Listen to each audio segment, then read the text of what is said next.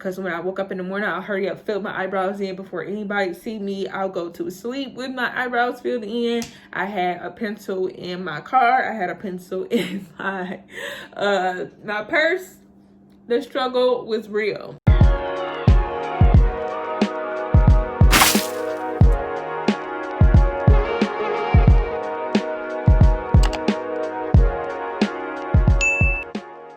Hey everybody, it is Ciarra Janelle and welcome back to my channel. Today we are going to be talking about my microblading experience, okay? And why I chose microblading, some other procedures I was thinking about, why I ultimately picked microblading, and all the healing process, the post-care, the pre-care, and everything in between. So let's hop right into it. So why I chose microblading. So most of us in high school, we played around with makeup, kind of like our looks, probably drew our eyebrows in too dark, probably did our makeup too light. Me personally, I started getting my eyebrows waxed. They were waxed too thin, and then I was forced to fill them in. At the time, I was using black eyeliner or a lip pencil or something. It was black though, and as we know, that looks terrible in pictures. Now I use like a dark brown type of color, but back then I didn't know any better, and I used a black eye pencil or a lip pencil to fill in my eyebrows. I don't even think eyebrow pencils was a thing. If it was, I wasn't aware of it. So I would go to the beauty supply store and get the little 2-for-1 little pencils. They were like this big, and yeah, I would fill my eyebrows in with a black pencil. And then I slowly realized when I started to look at pictures and things that this is not it. And then I started tweezing my own eyebrows, which made them even thinner. And then when I was about 16 or 17, I start to experience anxiety, and it is a something that I currently had to go to therapy for, and that was me manually picking my eyebrows. Like it was a habit almost. You know how people say, I'm going crazy, I'm pulling my hair out. It was kind of the same type of thing. I'll list below what the diagnosis for that was, and how it's related to anxiety. And that's something that I would do. Unfortunately, I hate to say it, I hate to even talk about it, but it's something that I experienced. And when I was in college, I actually met somebody who had similar experience to me.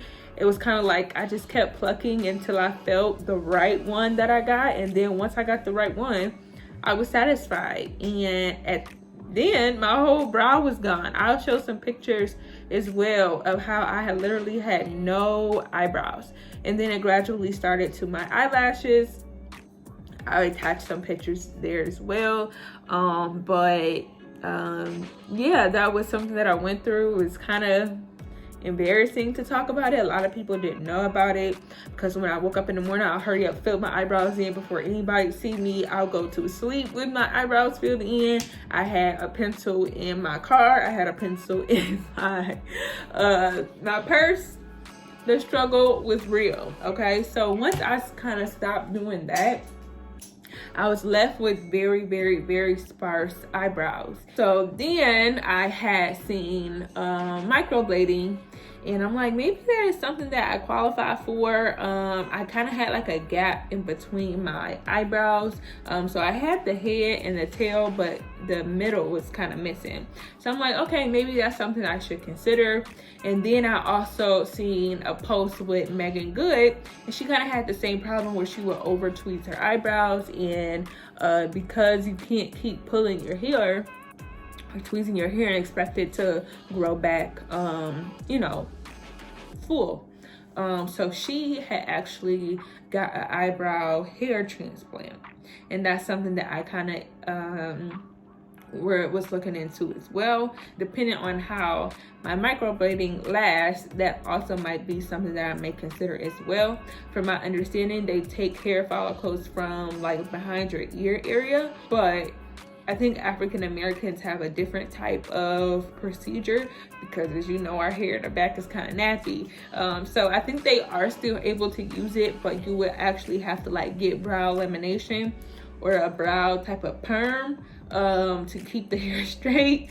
And I'm like, you know what, let me just go with microblading because it seems a little easier. Of course, it's less expensive. I had an appointment with someone. Their price was maybe $300. I've seen people charge anywhere from $300 to about $700. $300, she does good brow work, but I don't think her specialty is microblading. So I canceled that appointment. I'm like, I don't mind paying for money if I know it's going to be good quality, right? There's another very popular microblading in the Michigan area.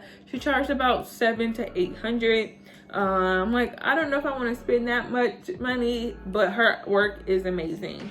And then I found someone else. I think I paid around $500 for the procedure, and I loved her work as well. The reason why I went with her, not only was the price, but she specializes in natural looking brows. I don't know if you guys know, but there's different techniques when it comes to microblading. There's the actual hair strokes, there is ombre, there is powder, there is combo. There's a lot of things when it comes to the brow, but I wanted the actual hair strokes. Even though I was missing some hair, I still wanted those hair-like strokes within my eyebrows. But the thing about microblading is it's not always great for oily skin. I am an oil basket. My skin loves oil. In the summertime, I'm hella oily. In the wintertime, I'm still oily. Maybe not as much, but I'm super oily. So the only drawback for me is like, is this procedure good for me or not? Because I do have oily skin. So I did the consultation. She asked me different things such as, you know, like what medication I was on. Am I prone to keloids? Do I use any acids on my skin? If you don't know, I am currently using tretinoin. So I had to discontinue that before I got my microblading done. And that was pretty much it. Kind of went over medical history. And she was like, I think you're a good candidate for microblading, even though you might have to come back for more frequent touch-ups because of your skin type. But we will, I guess, cross that bridge when we get there. So I'm going to insert a clip of the day that I went and what my eyebrows looked like the same day that I went in. And if you look, you can see that my eyebrows are very sparse. And yeah, so I'll insert some clips here. And also some pictures of what my brows looked like when I was going through high anxiety. So these are pictures of that. Okay, so the day the procedure happened, I went in. She kind of went over my medical history again, just to make sure that everything that I said the first time is still accurate, in addition to like COVID related stuff. And then we went over the consent form.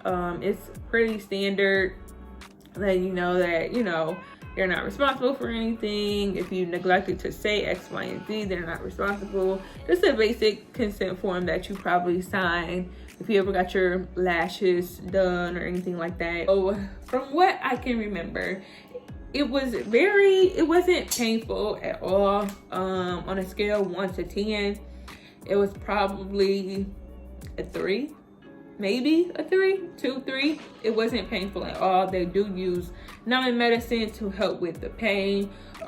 She did about 2 or 3 passes, if I am correct. The second pass, they put more numbing medicine on, so you definitely can't feel it the second time, because at that point your skin is open. They've already done the first pass. They put numbing medicine on and go in with the second pass. And that's kind of how that process went. It was fairly easy. The whole procedure took maybe 3 hours, maybe. Not uncomfortable at all. It was pretty painless. This is probably, I don't know if you can tell, but my eyebrows are scabbing a little bit, and that is part of the healing process. They are a little dry, but that is all part of the healing process, and this is what it looks like. This is probably day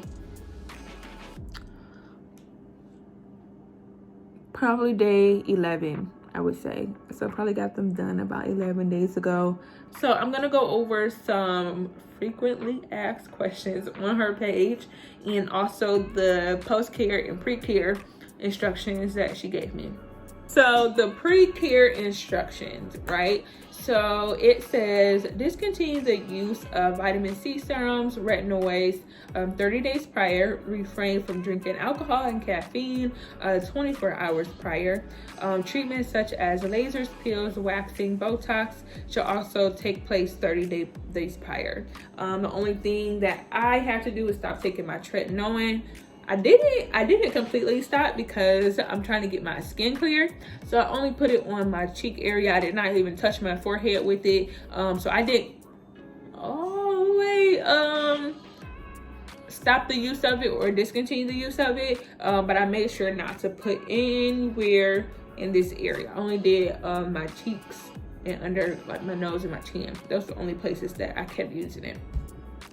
Okay, so aftercare. This is once the procedure is done, things that you should do afterwards. Pretty self-explanatory. So wash your brows twice daily using your fingertips and unscented antibacterial soap. She gave me a little thing of soap. I would assume it's the Dial because of the color and the scent. And basically what I did is take my 2 fingers, do like this, clean them. Take a wet paper towel, kind of dab it a little bit, and then take a dry piece of paper towel and dab it dry. So I did that twice daily for the first 7 days. Apply a thin layer of ointment, providing nothing else, with a clean Q-tip 3 times daily. She told me not to do anything because of my skin type, which is oily. And she said my skin will produce oils by itself, so that step is not necessary for my skin type. So keep your face directly out of the shower. I would also recommend if you wash your hair daily. I don't wash my hair daily, so I didn't have the issue, but if you do, make sure you wash your hair prior to the procedure, because you're not going to be able to kind of put water near your face for the next 7 days. So if you're someone who washes your hair constantly or you know, daily, then I would recommend you do that the day of your procedure. And it says do not apply any cosmetics to your brows at least 10 days after procedure. The reason why is because our cosmetics products have pigment in them, and if you get them on the healing process, it can kind of take that color and end up healing that color. So that's why I said no cosmetics around that area at all, which I didn't. Today's my actually first day that I put makeup on my face, and my brows are not filled in, by the way, if you were wondering. And it says if you experience scabbing, flaking, or peeling, do not pick. Allow the scalp to dry or the scab to or dry skin to come off on its own. If scabs come off prematurely, the pigment will come out with it. No heavy exercising, sweating, swimming, tanning, or facial treatments for at least 7 days post procedure. I would probably do longer, maybe not sweating, especially if you exercise normally, but I wouldn't apply any chemical exfoliants, anything around your area, especially the first 30 days, because it's still healing. And if you did not know, I took a microblading class probably 2 days after this class, so I am pretty knowledgeable about this. I have a certificate. I am certified permanent makeup artist. So yeah, if you do have any questions, feel free to ask me, because this is something that I am pursuing and I'm pretty knowledgeable about. So then she breaks down the process, what to expect between the day that you get your eyebrows done and then the day that you come back for a touch-up, which should be anywhere between 4 to 6 weeks. I would recommend on the 4th or 6th week 5th or 6th week, so you kind of know it's already been healed to the fullest extent at that point, because your skin regenerates every 28 days. So I wouldn't do it so close to 4 weeks if you can, if your schedule allows that. But yeah, so first day you're going to see it's going to be super detailed, and you're gonna have slight redness, and that of course depends on your skin type and skin tone. Day 2 to 4 may become darker as a protective layer or scab forms. So this is only temporary, and do not panic, okay?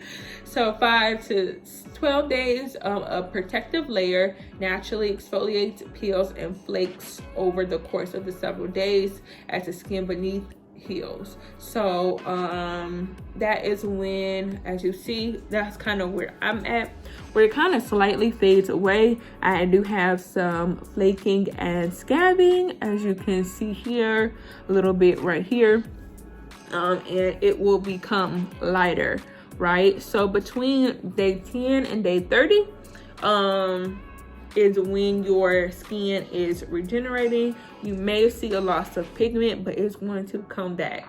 All right, so that is pretty much my whole entire microblading experience. I would highly recommend it if you are someone who suffers from sparse eyebrows and want a more symmetrical, defined look. If you are someone who doesn't, you know, me, I like a fresh face. So when I wake up in the morning, I don't have lash extensions on now, but if I have my lash extensions and my brows done, all I need is some lip gloss, maybe a little under eye concealer, and I am out the door. I like a face like that. So this is one less step that I have to worry about getting ready in the morning. It's quick, it's easy, and not only does microblading fill in your sparse areas, they will also do a brow mapping to make it symmetrical to your face. So some people don't realize that their eyebrows may be doing a little shift. The microblading will make sure everything is symmetrical based on your structure of your face. So that's also another perk of it. So if you do have any questions, feel free to reach out to me. I am a certified microblading artist, so I do have some information and knowledgeable about the subject as well. So that is all for today. If you haven't already, feel free to like, comment, and subscribe, and that's all for today.